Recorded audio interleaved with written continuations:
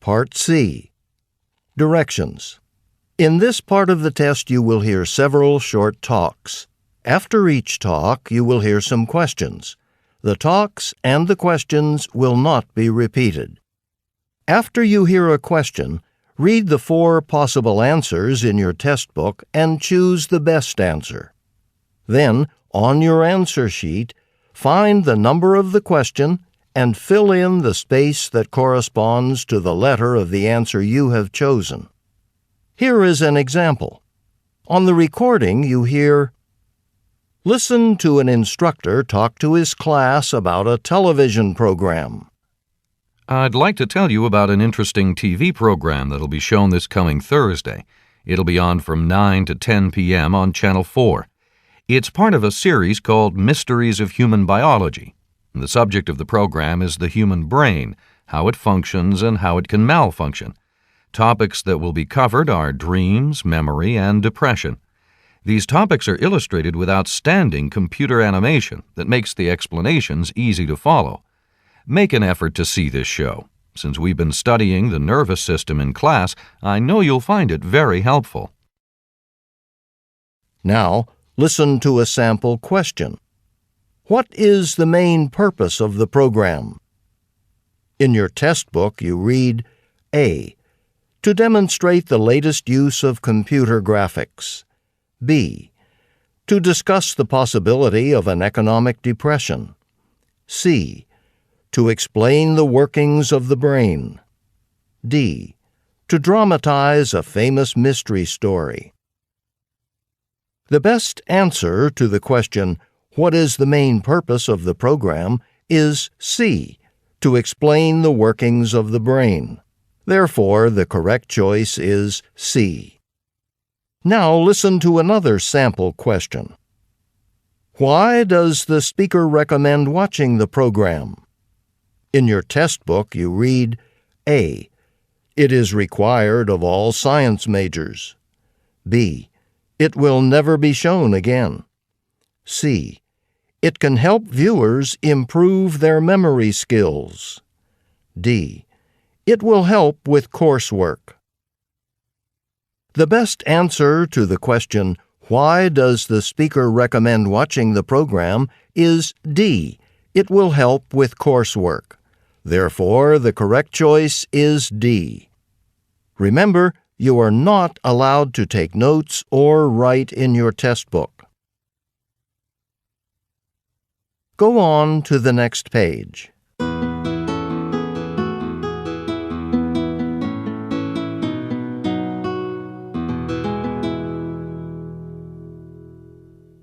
Now we will begin Part C with the first talk.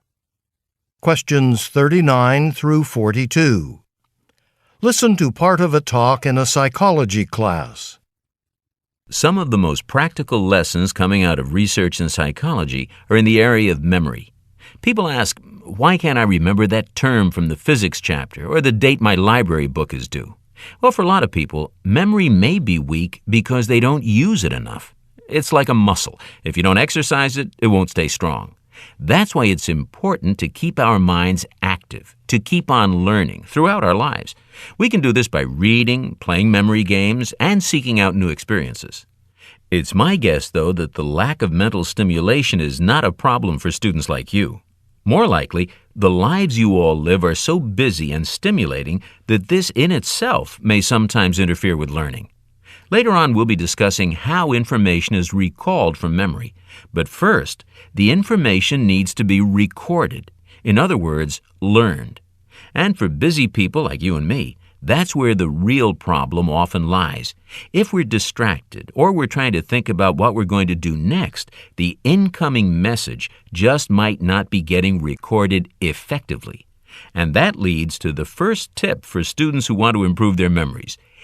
Give your full attention to the information you hope to retain. Research clearly shows the advantages of this, and also of active learning, of consciously trying to visualize a new fact, perhaps to make a mental picture, even a wildly ridiculous one, so the new fact will stick in memory. Let me illustrate that for you here a little more concretely. Number 39. What is the talk mainly about?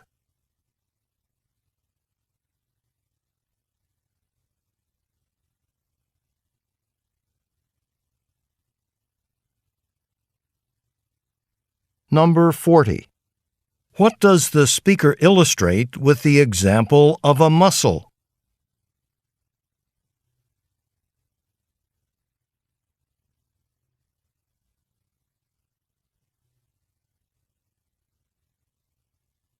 Number 41.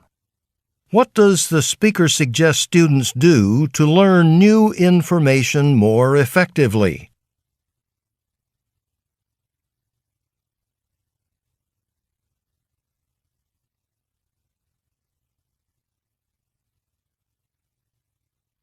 Number 42. What will the speaker probably do next?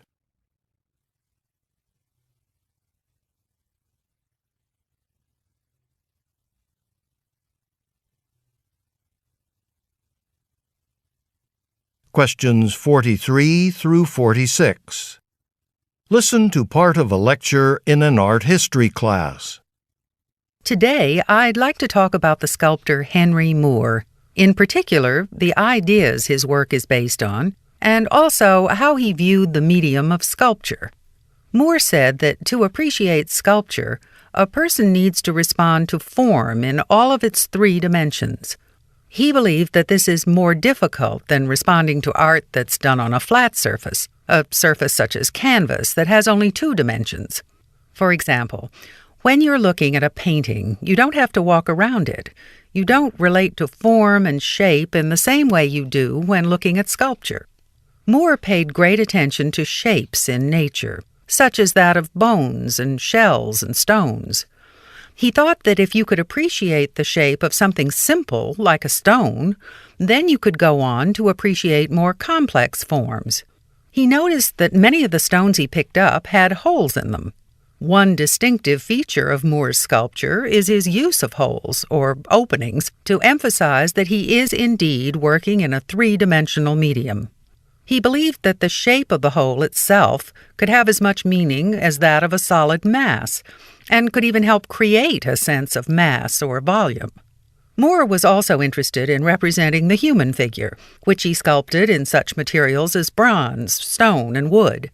His sculptures of humans contain one person, as in the work Reclining Figure, or several people, as in the sculpture Family Group. Number 43. What is the talk mainly about?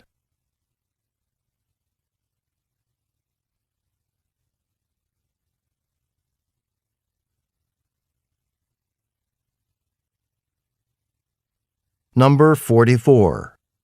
According to Henry Moore, why is sculpture more difficult to appreciate than other forms of art?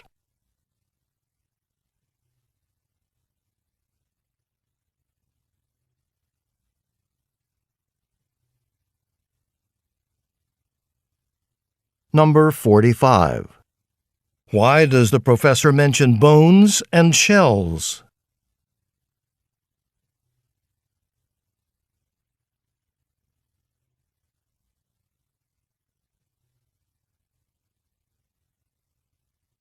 Number 46. What is one well-known feature of Henry Moore's sculptures?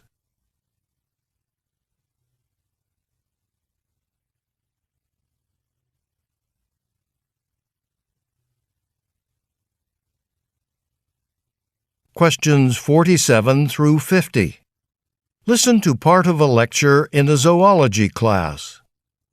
You've heard of flying squirrels, right? They're not like birds. They don't have wings, so they're not technically flying.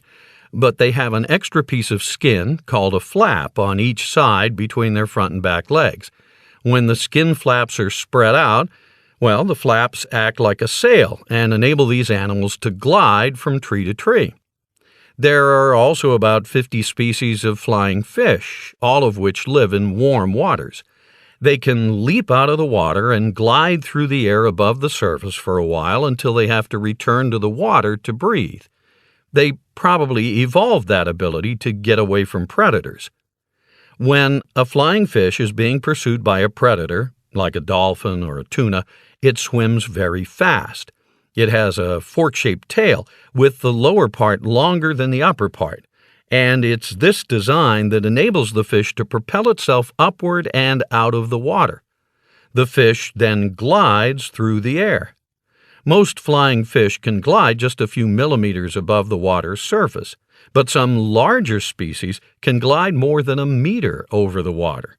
In fact, they've been known to glide onto the deck of a small boat, and some of the larger flying fish can remain airborne for several hundred meters.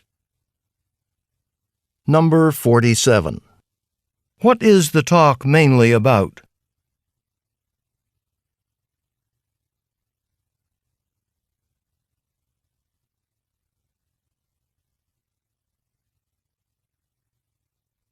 Number 48. What feature of flying squirrels enables them to glide?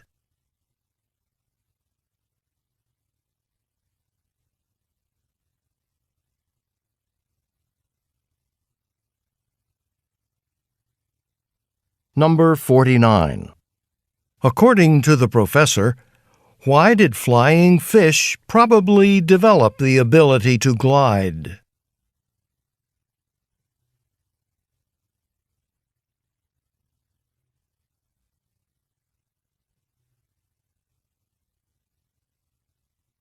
Number 50.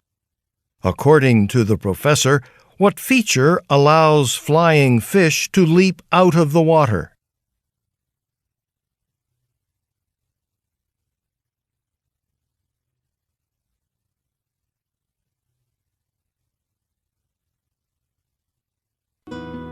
This is the end of Section 1, Listening Comprehension. Stop work on Section 1. This is a reminder. At the end of the test, the supervisor will collect all of the test books. You may not leave until all of the test books have been collected.